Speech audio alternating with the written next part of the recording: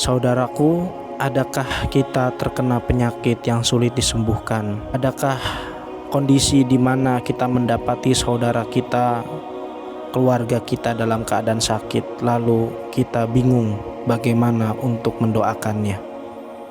Maka ada salah satu doa yang sangat mustajab yang pernah disebutkan sebagai doa yang paling masyhur di antara para nabi. Salah satunya adalah dari Nabi Ayub alaihissalam.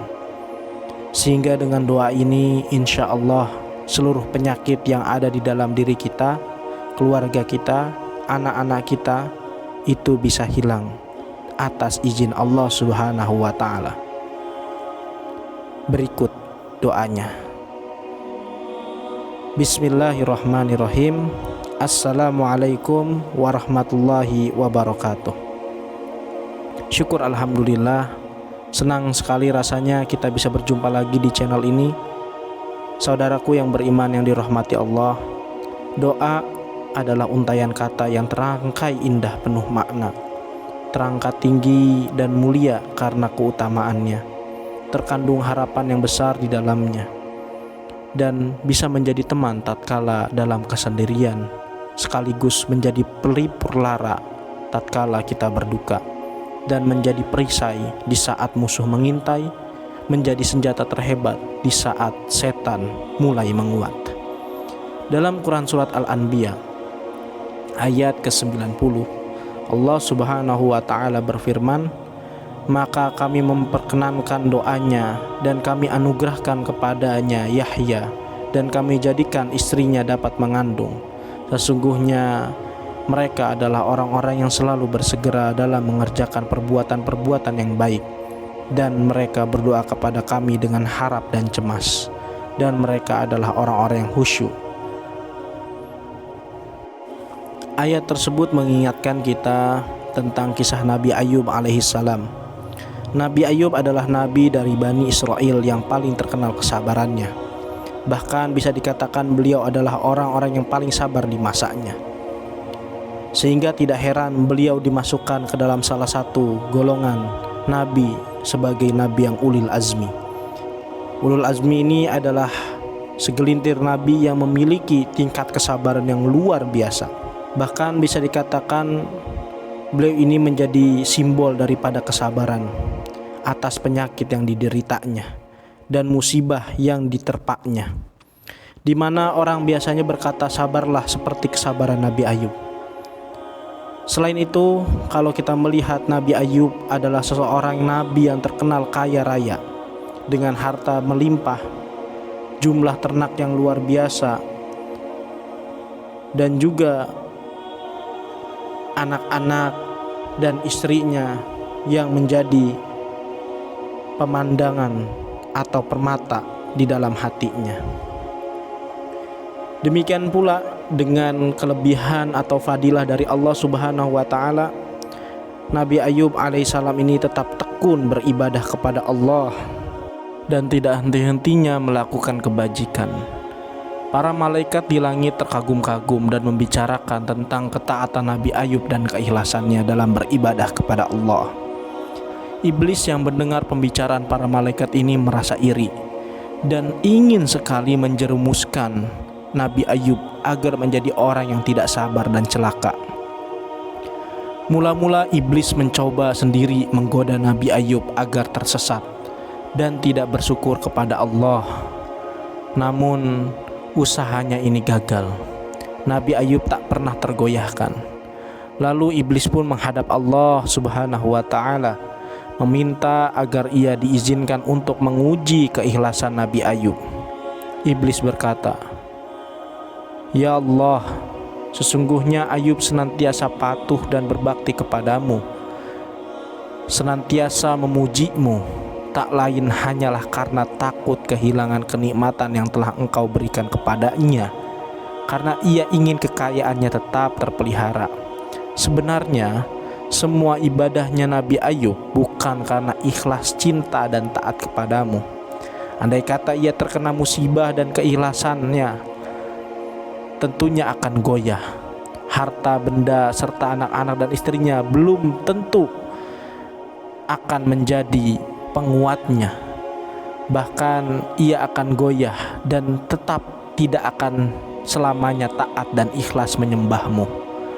Lalu Allah berfirman kepada iblis, sesungguhnya Ayub adalah hambaku yang sangat taat kepadaku. Ia seorang mukmin yang baik. Apa yang ia lakukan untuk mendekatkan diri kepadaku adalah semata-mata didorong iman yang teguh. Kepadaku iman dan takwanya takkan tergoyahkan hanya oleh perubahan keadaan duniawi. Cintanya kepadaku tak akan pernah berkurang walaupun ditimpa musibah apapun. Karena ia yakin, wahai setan, bahwasannya setiap apa yang ia miliki adalah pemberianku yang sewaktu-waktu dapat aku cabut daripadanya dan kujadikan berlipat ganda, bersih dari segala tuduhan dan prasangkamu. Engkau memang tidak rela, wahai setan, melihat hamba-hambaku, anak cucu Adam, berada di atas jalan yang lurus. Untuk menguji keteguhan hati Ayub dan keimanannya pada takdirku, kuizinkan kau menggoda dan mencoba memalingkannya dariku. Kerahkan seluruh pembantu-pembantu dari golongan setan dan jin untuk menggoda Ayub melalui harta dan keluarganya. Cerai-beraikan keluarganya yang rukun, damai dan sejahtera. Lihatlah sampai di mana kemampuanmu untuk menyesatkan Ayub sebagai hambaku. Setelah itu, iblis dan para pembantunya pun mulai menyerbu keimanan Nabi Ayub alaihissalam. Mula-mula mereka membinasakan hewan ternak peliharaan Nabi Ayub. Disusul lumbung-lumbung gandum dan lahan pertaniannya dibakar hingga musnah. Iblis mengira Nabi Ayub alaihissalam akan berkeluh kesah setelah kehilangan ternak dan pertaniannya. Namun ternyata Nabi Ayub alaihissalam tetap berhusnuzon, berbaik sangka kepada Allah. Segalanya ia pasrahkan kepada Allah. Harta adalah titipan Allah yang sewaktu-waktu dapat saja diambil kembali. Ia merasa gagal. Kemudian ia mendatangi putra-putri Nabi Ayub alaihissalam yang sedang berada di sebuah bangunan yang besar dan megah. Mereka menggoyang-goyangkan tiang gedung tersebut sehingga bangunan tersebut roboh dan membuat anak-anak dari Nabi Ayub meninggal dunia. Iblis mengira usahanya kali ini akan berhasil menggoyahkan iman dari Nabi Ayub, yang memang secara notabene-nya beliau adalah orang yang sangat menyayangi putra-putrinya itu. Namun sekali lagi iblis harus kecewa. Nabi Ayub tetap berserah diri kepada Allah. Ia memang bersedih hati dan menangis, tetapi jiwa dan hatinya tetap kokoh, tangguh, teguh dalam keyakinan bahwa jika Allah Maha Pemberi, maka ia menghendaki sesuatu, tak ada seorang pun yang dapat menghalanginya. Iblis yang masih belum puas lalu menaruh virus di seluruh kujur tubuh Nabi Ayub, sehingga beliau menderita penyakit kulit yang sangat dan amat menjijikan kala itu. Lebih parahnya lagi, para tetangga Nabi Ayub pun tidak mau ketularan penyakit yang diderita Nabi Ayub. Akhirnya beliau diasingkan dari kampung halamannya, dan pergilah Nabi Ayub bersama istrinya Rahmah ke sebuah tempat yang sepi dari manusia. Waktu 70 tahun dalam penderitaannya terus-menerus merupakan ujian terberat bagi Ayub dan Rahmah istrinya. 7 tahun penderitaannya pun berjalan terus-menerus. 7 tahun dalam penderitaan yang terus-menerus memang merupakan ujian terberat bagi Nabi Ayub dan Rahmah istrinya. Dan waktu terus berjalan. Namun Nabi Ayub tetap bersabar dan terus berzikir menyebut nama Allah. Lalu istri Nabi Ayub berkata, "Wahai Nabiullah, seandainya engkau berdoa kepada Robmu, niscaya dia akan membebaskanmu." Namun Nabi Ayub alaihissalam malah menjawab, "Aku telah hidup selama 70 tahun dalam keadaan sehat, dan Allah baru mengujiku dalam keadaan sakit selama bertahun ini. Ketahuilah itu amat sedikit dibandingkan masa 70 tahun. Akhirnya apa yang terjadi, iblis pun menyerah dan mengakui bahwa Nabi Ayub adalah Nabi Allah dengan tingkat kesabaran yang amat sangat tinggi. Sakit Nabi Ayub pun membuat tidak lagi anggota badannya utuh kecuali jantung dan hati. serta lidahnya yang dipakai untuk berzikir kepada Allah Subhanahu wa taala. Sampai suatu ketika lantunan zikir Nabi Ayub dijawab oleh Allah Subhanahu wa taala. Lalu Allah berfirman, "Hantamkanlah kakimu ke tanah. Dari situ akan memancar air yang dengannya kau akan sembuh dari penyakitmu. Kesehatanmu akan pulih jika kau mempergunakannya untuk minum dan mandi."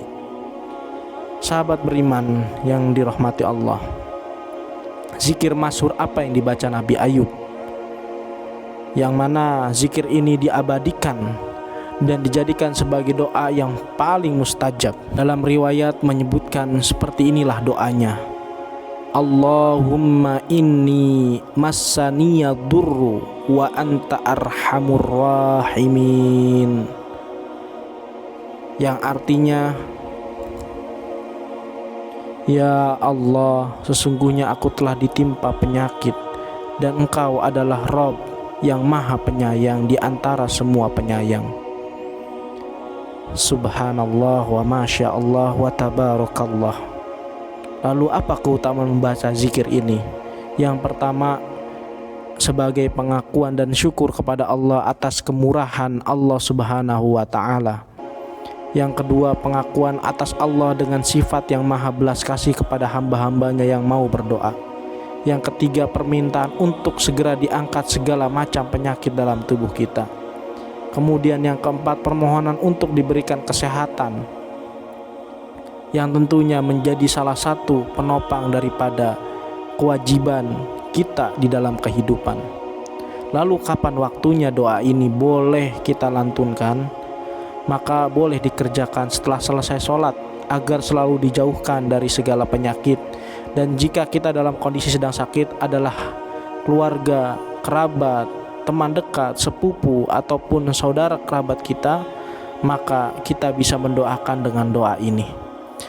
Meskipun dari segi medis divonis dengan vonis apapun, insya Allah dengan doa ini menjadi salah satu bagian daripada wasilah ikhtiar kita untuk terus berusaha.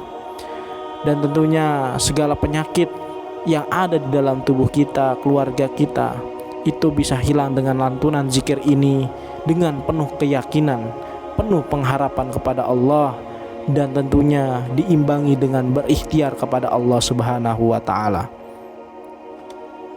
Karena di dalam firman Allah Subhanahu wa ta'ala, Allah sudah berjanji dalam Quran surat Al-Anbiya ayat 84, maka kami pun memperkenankan seruannya itu, lalu kami lenyapkan penyakit yang ada padanya, dan kami kembalikan keluarganya kepadanya, dan kami dilipat gandakan bilangan yang mereka sebagai suatu rahmat dari sisi kami, dan untuk menjadi peringatan bagi semua yang menyembah Allah. Nah, di sini masya Allah, Allah mengingatkan kepada kita bahwa besarnya tawakal kepada Allah, maka besar itu pula pahala yang akan kita dapat. Demikian yang dapat bisa disampaikan. Semoga bagi saudaraku yang sakit segera disembuhkan, diampuni segala dosa-dosanya, dan dilipat gandakan seluruh pahalanya, dan dijadikan sebagai peringan nanti di yaumul jaza nanti. Amin ya robbal alamin. Semoga apa-apa yang disampaikan bisa bermanfaat dari video ini. Wassalamualaikum warahmatullahi wabarakatuh.